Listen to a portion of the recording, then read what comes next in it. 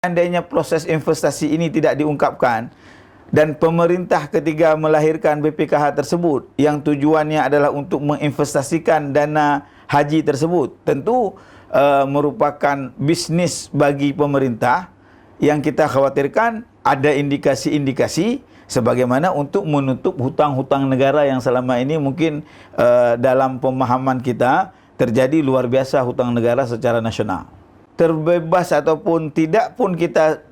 sebagai daerah yang termiskin di Sumatera misalnya, sebaiknya bahwa siapapun yang menjadi perwakilan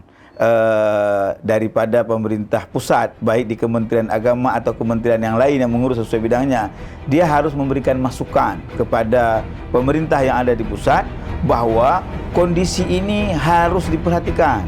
Kondisi ini harus dikaji ulang karena yang di daerah dalam kondisi sangat berat.